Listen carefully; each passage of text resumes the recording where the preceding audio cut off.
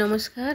আজ আমি নিয়ে চলে এসেছি এক কড়াই লাল লাল চিকেনের ঝোল। আজকের মাংসটা দারুণ টেস্টি, দুর্দান্ত টেস্টি হয়েছিল। কারা কারা রাত্রে আমাদের মতো ভাত মাংস খেতে ভালোবাসো?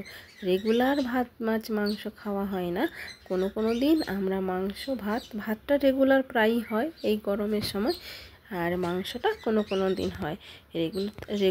রেগুলার তো আর মাংস খাওয়া যায় না, মাছটা খাওয়া যায়। আজকে আমি করে নিয়েছি একেবারে চিকেন, লাল লাল চিকেন।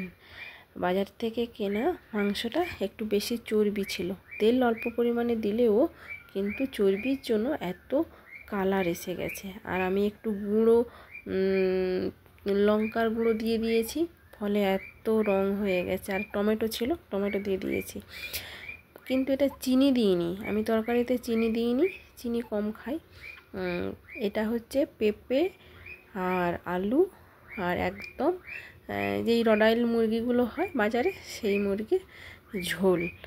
রাত্রে আমার রান্না হয়ে গেছে, প্রায় 9টা বাজে। আমরা এখন খেয়ে নেব লাল লাল চিকেনের ঝোল আর গরম গরম ভাত।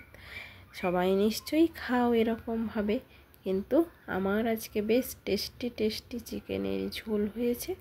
সবাই খাবো। আর আমার ছেলে খুব মাংস খেতে পছন্দ করে। আমরা রেগুলার ওকে মাংস দিই না, আর মাংস খাওয়াও রেগুলার ঠিক নয়। আমরা হয় সপ্তাহে বা 15 দিনে একবার মাংস খাওয়া হয়। দারুণ দারুণ গরম গরম। আজ এটুকুই।